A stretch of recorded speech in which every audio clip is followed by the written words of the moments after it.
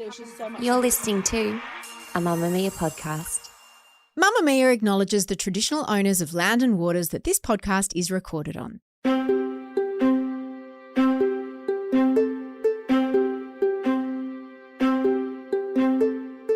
Jackie O is on the dating apps. At 48 years old and single after her second divorce, you wouldn't expect someone as famous, as successful, as rich and as powerful as Jackie O to be on Hinge, and yet there she is. She's not uncomfortable being on a dating app. She's pretty out there, open and honest about her life. She talks about herself and her life very candidly on her radio show with Carl Sandilands every single morning, and has done for decades now.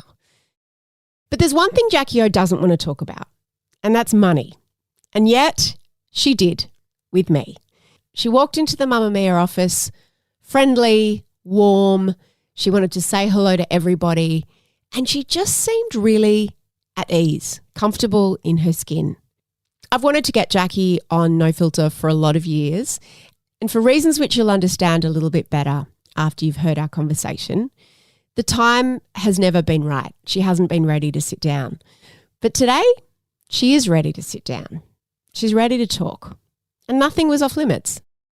Kyle and Jackie O have extraordinary power in the Australian media landscape, particularly in the radio industry. In a medium where things are really tough and audiences are shrinking, Jackie O and Kyle have remained at the top of the tree because they're so good at what they do. And not only do they win ratings, they're kingmakers when it comes to business. The revenue and advertising that they bring in with their show can make or break a company. In fact, they've done just that.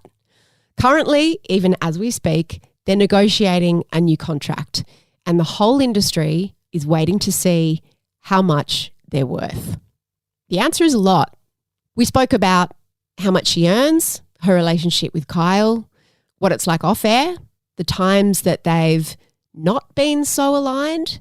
And we spoke a lot about divorce, about the biggest mistake people make when they go into a divorce, how her second divorce was so different to her first, and how she's feeling about love at age 48.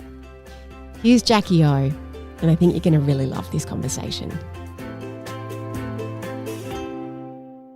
Jack, I should probably know my first question. Do you not? No. Where to start? I know, and I don't have notes in front of me. Good. We are delayed by a week Yeah. because, can I say why you cancelled last time? Oh, yeah, my fault, actually. So I went away to Western Australia to swim with the whale sharks and stupidly did not put sunscreen on, and I broke out in, I reckon, about 9 cold sores on my lip. And the morning I was like, oh, God, do you guys film this and put it online? And you're like, yeah. And I'm like, oh, no.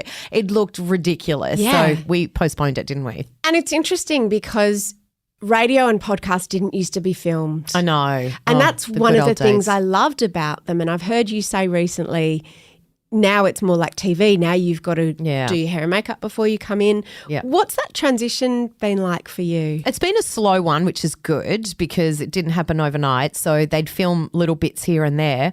But I agree. I used to love radio because you didn't have to worry about what you look like. And now it is pretty much doing a TV show every day. You have to be mindful that it's going to be on camera, it's going to be on all your socials, and people are going to see it. And people comment. They love to have a say. And whilst that should never drive the fact that you want to, be presentable, it does in the back of your mind. You're just like, I better do my hair today. Like, I look like a wreck. People are going to see now. So it's changed so much, but it's been a really gradual progression over the years with radio being anonymous to now completely front and centre. Yeah.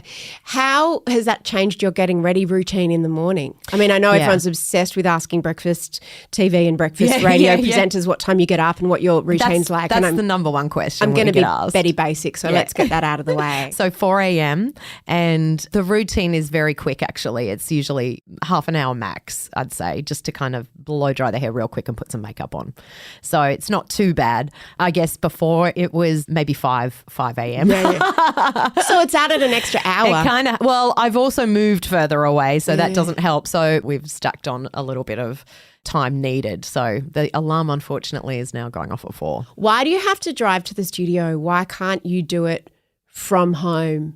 You can, and it's there ready to go in the bedroom. I've got a little office to the side, but you just don't feed off the energy of everyone around you. In our office, we just have a great team, and it's very different. You really feel that kind of disconnect when you're at home. So Kyle and I hate doing it from home, but if we have to, we will. If I've slept in or he's sick, we can do that, but we would much rather not. You've had an amazing year. You've launched a whole new business. How are preparations going for Gwyneth arriving? Well, they're good, actually. We're really sort of deep diving and in the process. Actually, this weekend, Gemma, my bestie, and I are going all in and really nutting out how we want it to kind of be formatted and where we want to go with it. I mean, we know we want to touch on a lot of things because she's such an interesting woman. She's had this incredible career in Hollywood and she's grown up in Hollywood. She's had very high profile romances and marriages. And then she's built this empire of Goop, which is so successful. And I love that she has over the years stayed really true to her brand, despite the fact that she's copped a lot of flack for that.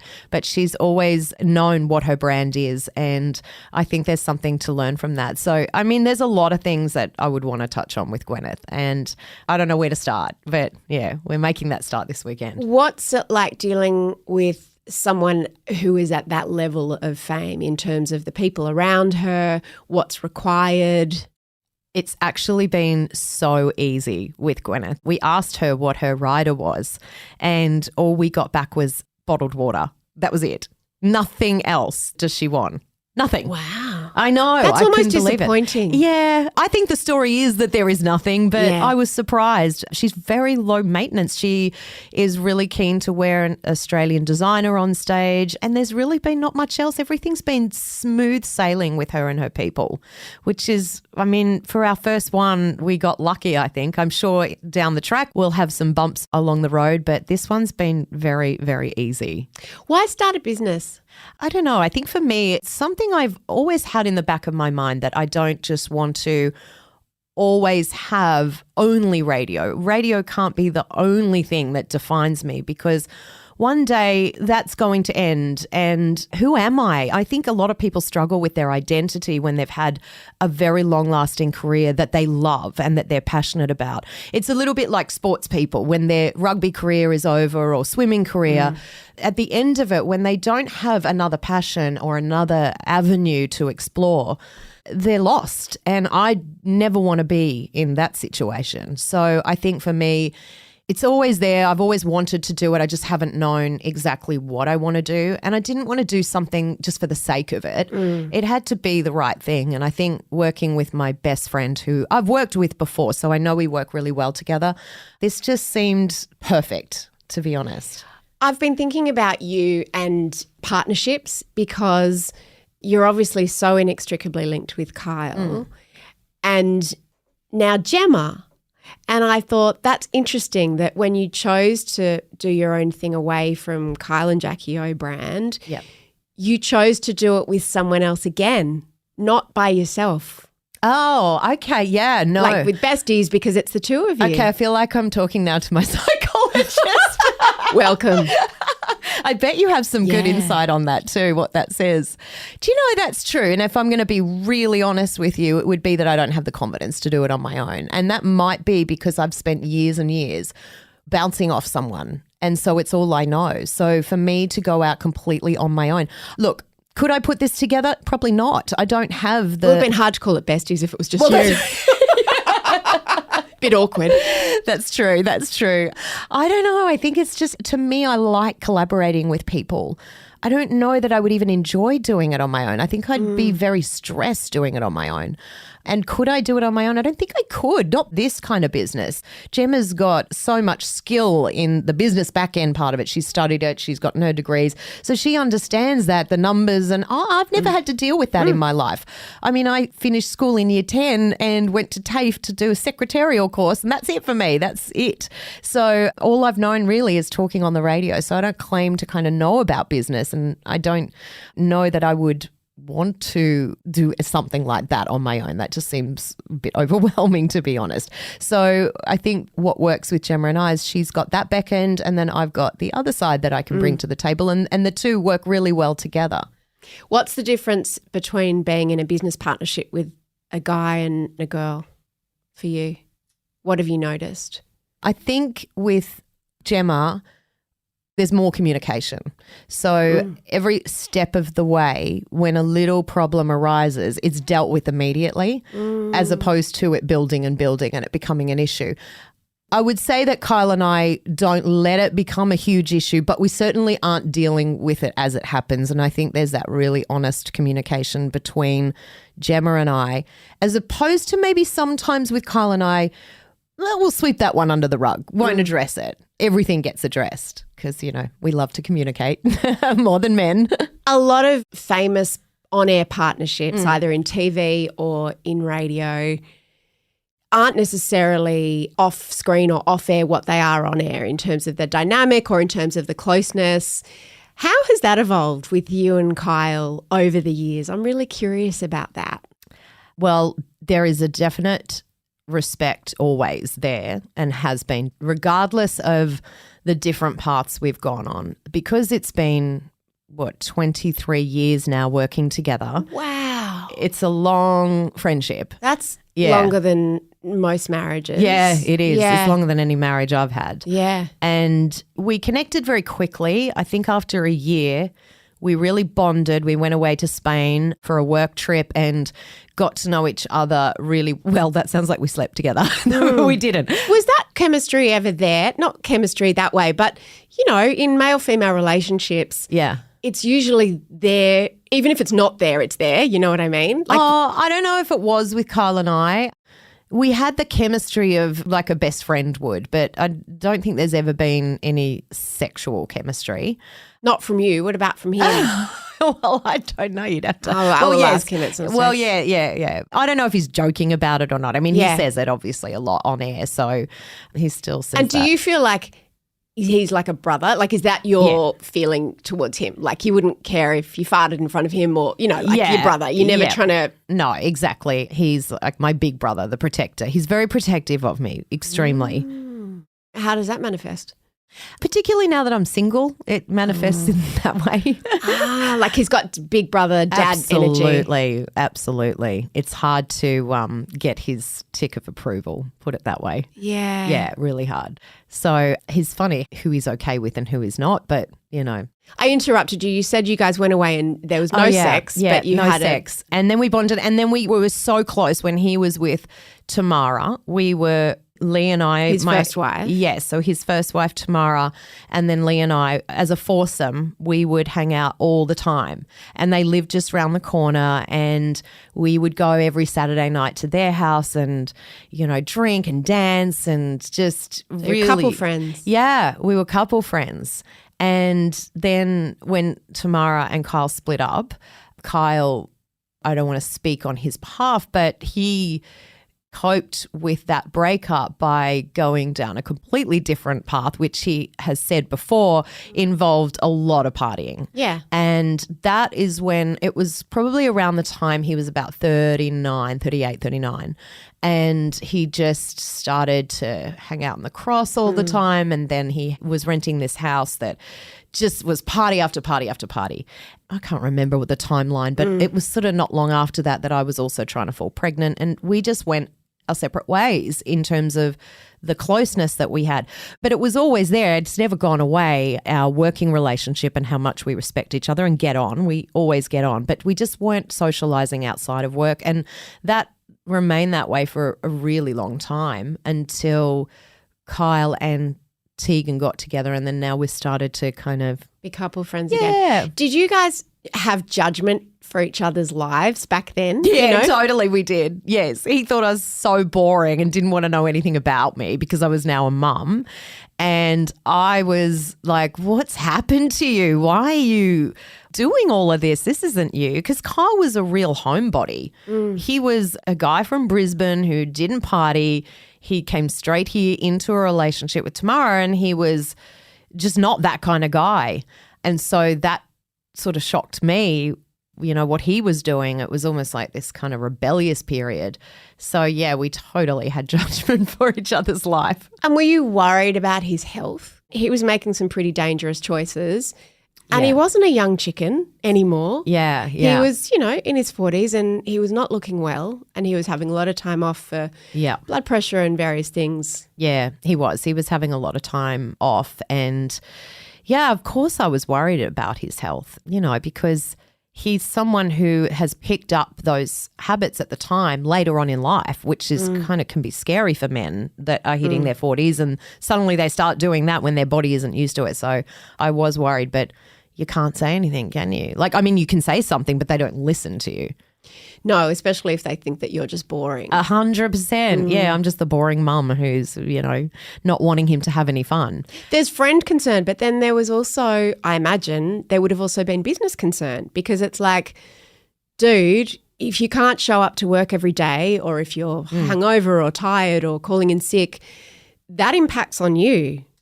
Yeah, and the quality of the show, or does it? Yeah, it does. It definitely does. There's no question we work best when we're together.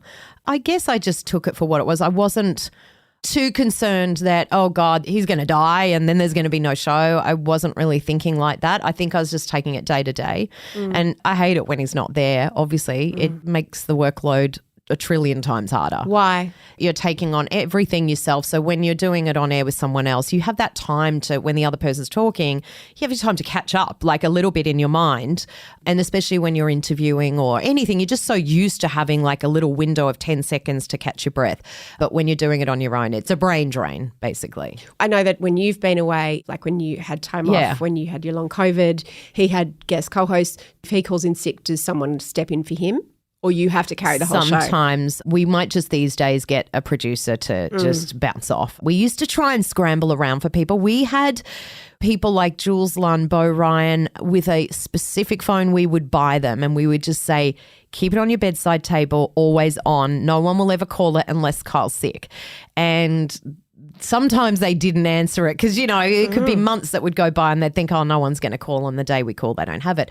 So you'd be scrambling at 4 a.m. to find someone. You'd be calling everyone and there's just no one around. And I remember getting calls on the way into work saying, what about so-and-so? And I'm just thinking, oh, God, I hate this. They were my worst. So, and now we just do a producer and it's just easier that way. Yeah, because there must be so much. I know hosting a podcast, the unspoken things that go between co-hosts that have been working together for a long time, I guess like any relationship.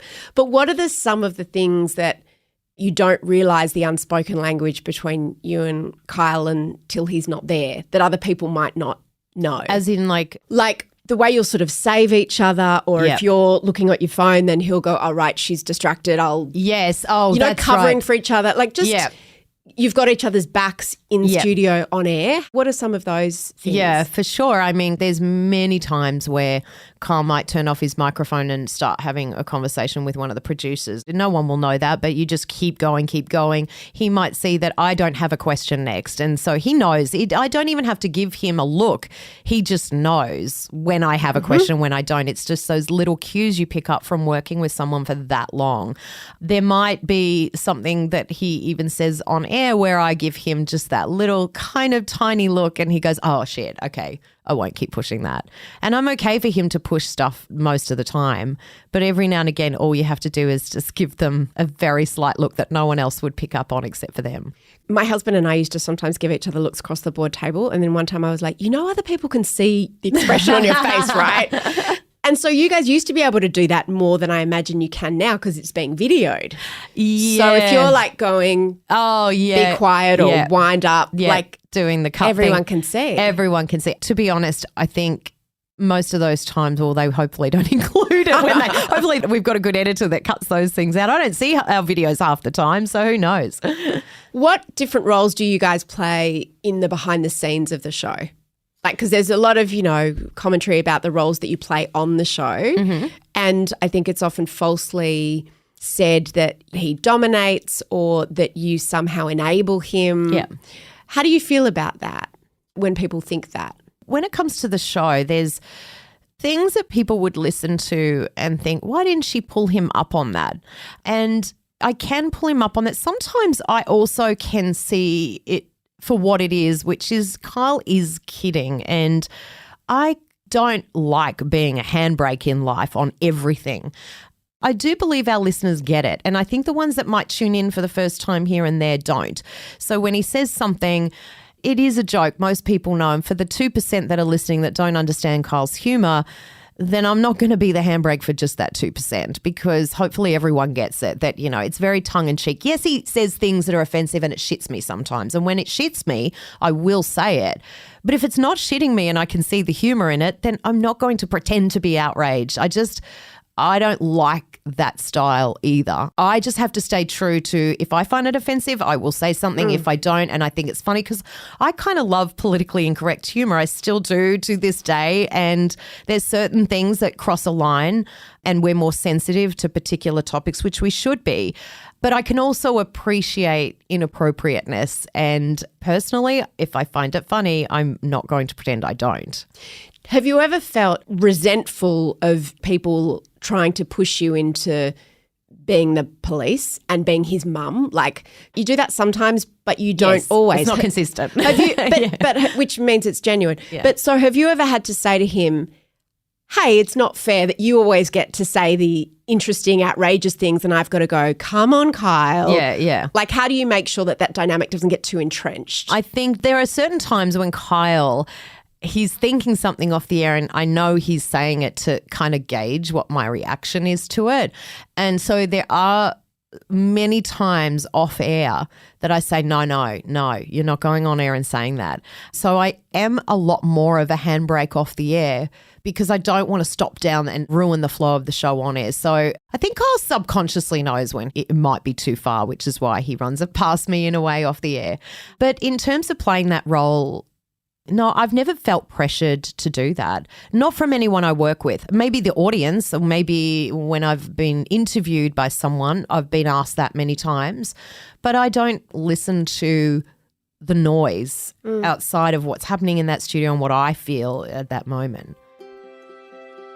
Up next, Jackie talks pretty candidly about divorce, how it was so different for her the second time, the things no one can warn you about, the things she got most wrong, and how she navigates co-parenting with a man she's no longer married to.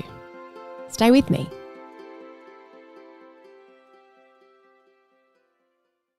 Tell me about being divorced twice. Divorce, babe, divorce.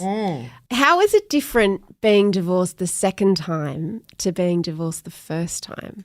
So different. Very different. With Phil, that felt like, I guess I was so young when we were together. How old were you? 19. I was married at 19. Wow, yeah. Jack. Yeah. Why? I know. So I met him at 18 and we were married by 19. But I don't understand why. I tend to be an all-in kind of person. Yeah. I love, and I think when I meet someone, a lot of the time I tend to go, I'm a romantic. And honestly, like Phil and I was such a great match in many ways. But the unfortunate thing with that was that he was 29 going on 30 and I was 18 going on 19. And as a woman, you change so much in those years. So I think the first marriage to Phil was beautiful and we worked well together. We got on so well. Everything was great. He wasn't your boss, was he? No. No, You worked together. we ended up working together I followed him around. We went from the Gold Coast to Canberra, and then he got another job in Adelaide. He was an on-air presenter. Yeah, he was an on-air presenter during the Hot 30, and I was just helping out one night in Adelaide, and it all started from there. He used to call me at home. I'd come home I was doing temping work, and he used to call me going, I need you to pretend to be a caller on air because we don't have any callers coming through. And I used to just be terrified, and I'd never get it right. And he'd always make me go, no, you have to do it again, and this time say this. And I hated it. I was thinking, who would do radio? This sucks. And then it happened that I was filling in for someone on the phones one night. But that marriage was really beautiful, but it was like a high school romance. And so when that ended, as painful as it was, it's very different to the marriage that ends when you have children. How long were you and Phil married for? We were married, so I was married from 19 through to 24. That's quite a long time for a starter marriage. Yeah, for a starter marriage, yeah.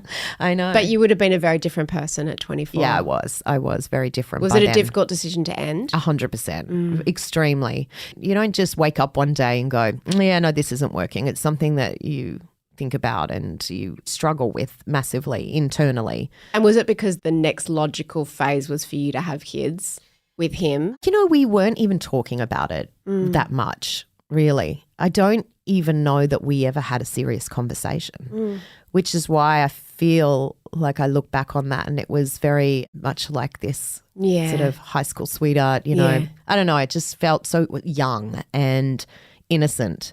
Did you feel stigma of being divorced at 24? No. I don't really care about stuff like that. I don't care what people think or their judgment. I just think you have to live the life that's true for you and what's going to make you happy. So I definitely had family at the time who, well, really disconnected from me completely because they thought I was making a mistake. They wouldn't come to the wedding. So, you know, there was a bit of pushback there for sure. Were those people happy when the marriage ended or they'd got used to the idea by then? No, they reached back out once the marriage had ended. But again, it was just, you know, I kind of went from Phil to Lee really quickly. So what was the gap? It would have been maybe 8 months. Oh, wow. Yeah. Okay. See what I mean? Yeah. I'm an all-in girl. I hear you. Which is my flaw in me. How did you meet Lee? It's something I've learned now. I met Lee when I was out. We were at the Blue Room. Do you remember the Blue Room on Oxford Street? Yeah. I really do. And I had just started like a Pop bar. Stars. Yeah, it's like a bar that was the place to be at the time. And he was British, not here for long, and he had seen me on TV. And he was too nervous to come over, so he sent his friend over to buy me a drink, and that was kind of how we met. And I thought he was gorgeous, obviously. And 8 months. You'd only been single for 8 months. I had a little fling in there with a mechanic. That lasted for like 2 or 3 months, and then, it was Lee. So you seemed to be, well, for that period of your life, you were certainly a monogamous girl, liked to be in relationships. Yeah, not a single creature. Definitely not. I was that girl that was desperate for another relationship not long after. Yeah, it's taken me a bit of work to get to this point now where I'm not like that anymore, but I have always been like that. I mean, how did you get to the point where you didn't just want to jump, when things ended with Lee, that you didn't just want to jump back in? I think once the Lee marriage ended, because I had Kitty, there was so much more to it than just me jumping into a new relationship. There's a lot of pain and there's a lot of healing you have to do after that kind of thing. And I really wanted to focus on Kitty, really, really focus on that, because those years for her were really important. I mean, she was around 9, and from 9 to 12, it's a lot when your parents are divorcing. So I really wanted to give her all of my time and not bring someone new into her life very quickly. Not that I think there's anything wrong with that necessarily, but I just really wanted to make sure she could get through that in a stable environment, because it's such a shock for kids to go through, you know, seeing their parents divorce. So I'm glad I did that. And then obviously I wasn't feeling great at the time anyway, and as you know, got into a little bit of a rut. And then once I've been out of that, I kind of feel now in a really good place to start dating in a really healthy way too. You said divorce after a child is very different to divorce before you have kids.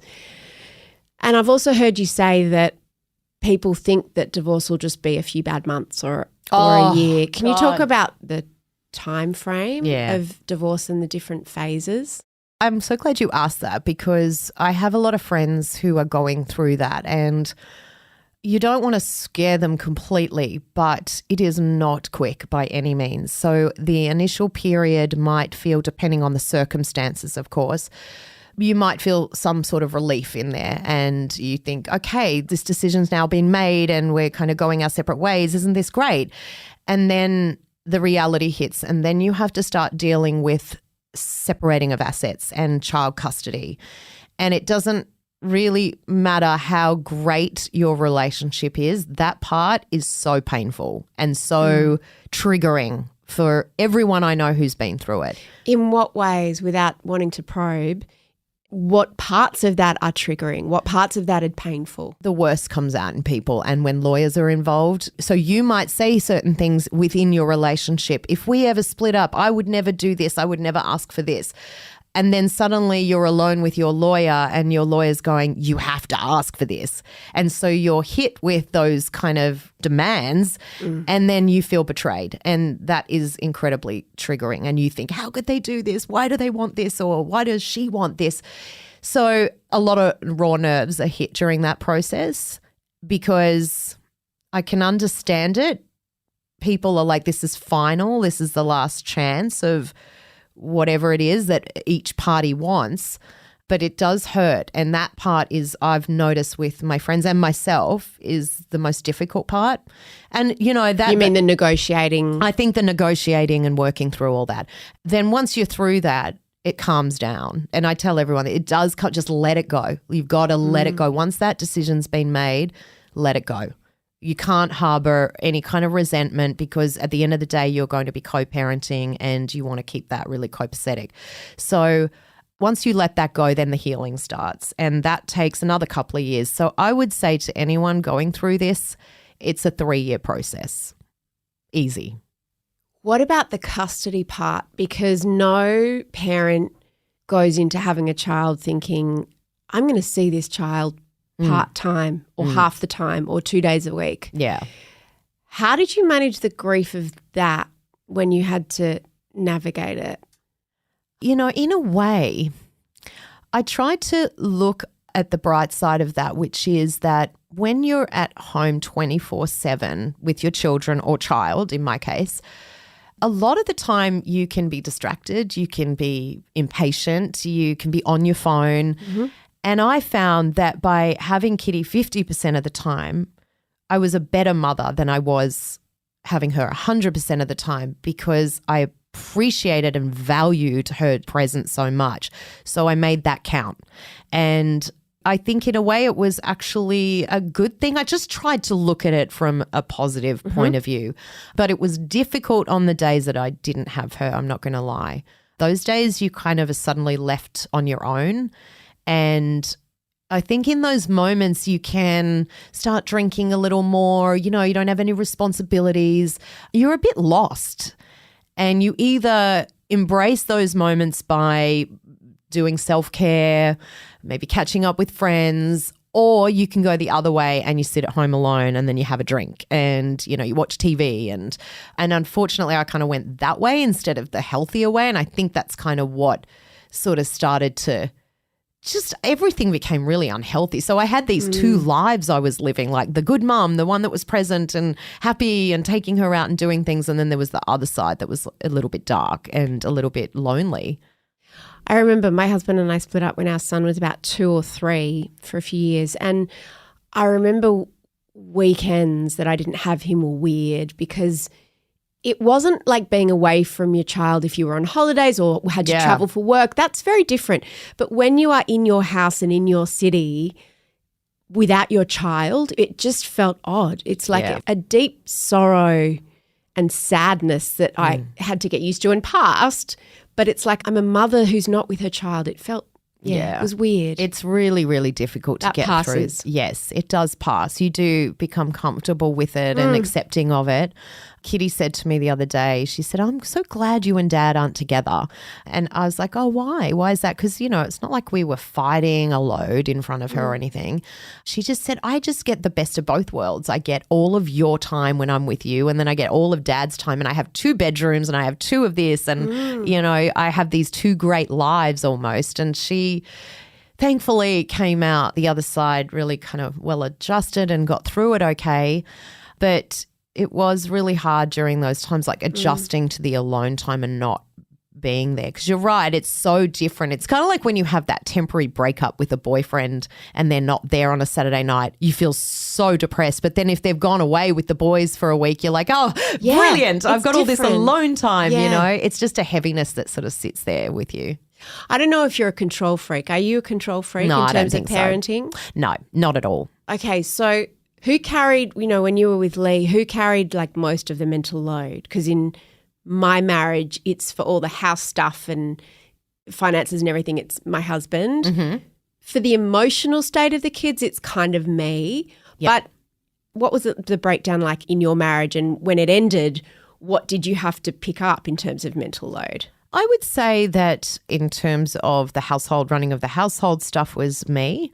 And I would say that we were probably an equal mix with the emotional load. I mean, Lee is the most wonderful dad. He really is very hands-on and present. And, I'm so lucky that I married somebody like that and went through a divorce with somebody like that, because he never tried to make it difficult for me. He was never spiteful. I was never spiteful. I just watch other people go through a bitter divorce and, oh my God, it makes it that much harder. Like life is incredibly difficult when you're involved in that kind of toxic relationship. And when kids are weaponized and custody is weaponized. Yes, that was never the case with us. And so what did you have to learn to do that you didn't do before? I just had to call a handyman. What did I have to do? What else did I have to do? I didn't feel that there was that much of a change, to be honest, in that period. It was more just the little things, those little things where you go, hey, can you deal with this? Even just little decisions you make. Like I remember one of the first nights I was in that Bondi apartment that I was renting, and Kitty was there, and there was a huge huntsman in the house. Now, if Lee were there, I would just spray the shit out of that thing until it was white and it's done. But for some reason, because it was just me on my own and Kitty, I had this conscience of I can't do that to a spider. This poor thing is living its life, and what's it done wrong? And I just had this mental shift of like, no, I'm not going to do that. So I got a cup and a piece of paper and I actually did it. I did it, and I wasn't too afraid, because I think something kicks in. It's like, no, I have to take care of this situation because it's just me now on my own. And that's probably a bad analogy, but I just remember thinking I would never have done this if I was at home with her. I would have said either you get rid of it or I'm going to spray it. I think you just have to kick into gear where it's just you. You can't always rely on somebody else in the house that's going to take care of things. You're the adult. You're the one and only adult. You're the adult. So true. God. No one to delegate to. No one to delegate. Yeah. Co-parenting can be hard even when you're living in the same house and you're married. Not everyone has the same views on how to parent or ideas around boundaries or screen time. How have you navigated it? And what have you learned about co-parenting after divorce? The communication has to be there, but I'm not going to lie, it's very, very difficult to be consistent when there are 2 different households. So whilst Lee and I might agree that, okay, we're not happy that she's done this, so we've both agreed now on the phone that there's going to be only an hour of screen time max. And then you find out each one of us hasn't done that. We've both relaxed because we think the other one's probably relaxed it too, and no one wants to be the bad parent. So it's just about getting on the same page and sticking to it. And that's actually really hard to do when you're not living in the same house, because you don't actually know what's going on over there, and he doesn't know what's going on over here. So, and kids are smart. They're smart, they're very smart, especially when it comes to screen time, their driving force. So yes, I will admit that things like that can be tricky. I remember when you signed up with Weight Watchers and there was lots of people that were like, oh, it's so bad and why is she losing weight and bad role model and all of those things. And I remember reaching out to you and saying, I hope you're doing okay. Like, Yeah. you should be able to do whatever you want to do. Thank you. And I appreciated that. Yeah. If a woman wants to lose weight, she should be allowed to lose weight. Yeah. Once you sign a contract like that and you're contractually obliged to talk about your weight, Yeah. and then you decide to end that contract, Yeah. how do you redraw the boundaries about what you are prepared to talk about Yeah. in public? The thing is I didn't mind talking about my weight loss over that journey, but I think when the weight loss became quick and this year, you noticed a huge difference from last year to this year. And I think there became this real interest. Like they were obsessed. The media is all they talked about. And I don't think I was prepared for that side of it. And it doesn't bother me that much. Honestly, it doesn't. I mean, I think other people are more up in arms about it than I am. But Which I bit? guess In what way are they up in arms? I think they're up in arms because every single headline has to mention how much weight I've lost. Every one of them. Like I'm just referring to Daily Mail, actually. It's Have not you every- talked to Chrissy Swan about that? Same deal. Yeah, exactly. And you just can't escape it. But that's fine. Like, you know, it is what it is. I don't really care what they're writing, but I feel like it has gone on a bit long. So I try not to feed into it by giving any new information, because the minute they have one little new bit of information, then it just keeps fueling it. So, yeah, I just tried to really kind of pull back on any talk of that, because I don't think we should have that much of an obsession about weight loss. Like you say, it's okay if you want to lose weight. Weight loss can be so great for your health and the knock-on effect that it has. I don't think it's a bad thing if someone wants to lose weight. But I don't want the message to be when you lose weight, suddenly, oh, you get talked about and everyone loves you, you know. That's the part that is tricky and doesn't necessarily send out a great message. So, yeah, I just try not to talk about it that much on air. We've had interesting conversations on Mamamia Out Loud about this in terms of how much do famous people owe anyone when it comes to private matters, either how they lost weight, what surgery they had, how they got pregnant, whether they had fertility treatment. And I don't know where I've landed on that. I don't know either. I've been thinking about that lately too. Okay, so let's say someone's had plastic surgery. Let's say a certain celebrity is in her 50s and she looks fabulous. And we look at her and go, well, why don't I look like that? Does she have an obligation to let us know, hey guys, it's not natural. Don't feel bad about yourself. I got work done. I have money. I was able to access the best surgeon and this is why I look like that. But we're asking them to do that to make us feel better. And I don't think they have an obligation to reveal things medically by any means. And I think some of that can be really private, especially when it comes to fertility, pregnancy, surgeries. But then I think it's up to the individual if they want to share that, because a lot of the time they might have this unfair advantage because of the money that they have to not make others feel inadequate because, hey, why don't I look like you? But I don't know. I think that there's way too much invasion when it comes to celebrities. It's like we all think we have a right to every single piece of information that exists about them, and we don't. They're people too. So I think they have the right to privacy. But I think you choose to go into this industry. You know what it's about. You think fame is this fabulous thing and you chase after it, but then you can't then get there and go, I want to keep the fame and all the perks, but hey, leave me alone. Like you do have to accept that there is the good and the bad. And I accept that with my job. I know that there is shit parts to it, and sometimes it can feel very intrusive and you feel so vulnerable when that happens. It's horrible. But you can't really complain about it, because if you don't like it, then you can do another job. You know, you can back out of that industry. Yeah, but, you know, you had someone photographing inside your house. I Yeah. don't even know if that's legal. It can't be legal. Yeah. How do you process that, and what do you do? Because, you know, here's a tiny violin for all the celebrities. Yeah. But that's outrageous. Yeah, that was awful, I got to say, because the reason it's so awful is because you're already in a vulnerable place in your life because you might be seeing someone, and then you've got the added pressure of knowing that someone that night was across the road lying in the grass spying on you the whole time.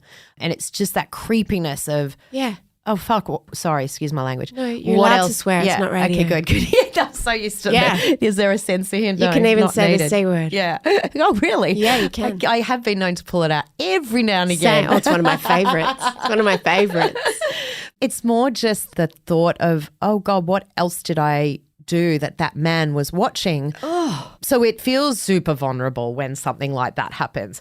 You know, if you're walking down the street, fine, whatever, that's okay. But when they're spying on you in your home, and Kitty left the other night, actually, Lee had picked her up. It was a weeknight, and, you know, my place is a little bit of a fishbowl and it's on the beach. So, yes, there are windows there and you can see in. So that sucks, that part. But, hey, you've got to sacrifice one for the other. And she called me like 2 minutes after she drove off and she said, Mum, there's a man lying in the park opposite watching into the house. Which would be illegal if he then wasn't going to sell the photos and make money from stealing your privacy. Yeah, it's an odd position to be put in, but there's just so much greatness. I seem more angry than you. Yeah, I'm not that angry. I just find But I am. Why aren't you? Because I just know that this is what comes with it, and I accept that that's what comes with pragmatic about it. I'm pragmatic about it, but it's not to say you have moments where you feel really exposed and open to everyone's views on what you're doing on your balcony, and you just feel vulnerable, but it's part of the job. So that part is not fun. But most of it is, yeah. People have a parasocial relationship with you before that word even existed. Yeah. And before we had social media and influencers, people thought they knew you and they think they know you. And in some ways, maybe they do know you. You've been in our ears for decades talking spontaneously about your life. So how do you draw those boundaries? Like everyone's lived through, you know, marriage to Lee and the baby and Kitty growing up and all of those things. So how do you say, and are there areas where you're just like, right, I'm going to draw some boundaries around certain things. I'm not going to talk about them on air. I'm not going to talk about them publicly. Yeah. Most of the time the boundaries I have in place are, am I speaking on behalf of two people here? So, for instance, the marriage to Lee, I would never say certain things because I shouldn't have the power to say something really personal that affects someone else as well. It's his story too. It's his, yeah, exactly. So I'm really mindful of that. The people in my life, I know what I can and can't say. I also know with Kitty the certain things that I would never say on air. And I know that what she would be okay with me saying. And that goes the same with any kind of relationship. I think that there's two people involved. I'm very mindful of that. Anything to do with me, I'm pretty okay with. You know, there are certain things you may not want to share that involve just you. And you know what those boundaries are. But I think most of the stuff I'm pretty good with sharing. I've been so used to it. And I know that sometimes people find a lot of comfort in that relating to something so personal. So I'm aware that it makes someone else feel better that you can share something vulnerable. I do like that part of the job because it brings me closer to the audience, and I get that kind of feedback from so many, particularly women who might have been through similar things to myself. And I don't know, it's just nice to hear when someone else is going through what you're going through. So I do like to be able to share a lot, but there's always going to be certain things that are off limits, yeah. That was certainly not the end of my conversation with Jackie O, because I had to ask about something that makes her really uncomfortable. And she was such a good sport about it. I asked her about money and what she does with all of it. Here's a little taste. It's just difficult, Mia. It's very difficult in many aspects. Money is so great on the one hand because it gives you this beautiful, comfortable life and you don't have those worries and pressures. And then on the other hand, sometimes you just want to be rid of it as well because it changes dynamics. When you're talking about male-female dynamics in relationships, there's no question that that plays a big part in that. And that's when I hate it. I also asked her about dating because she didn't want to date straight after she got divorced because her daughter was still coming to terms with it and she was still coming to terms with it. But now she is diving in and she is even on the apps. She explained a few things to me about the apps and how people really know that it's her. To hear the second part of my conversation with Jackie, head to the link in our show notes. The executive producer of No Filter is Kimberly Bradish, with sound production by Madeline Joannou. I'm Mia Friedman, and thank you for having me in your ears.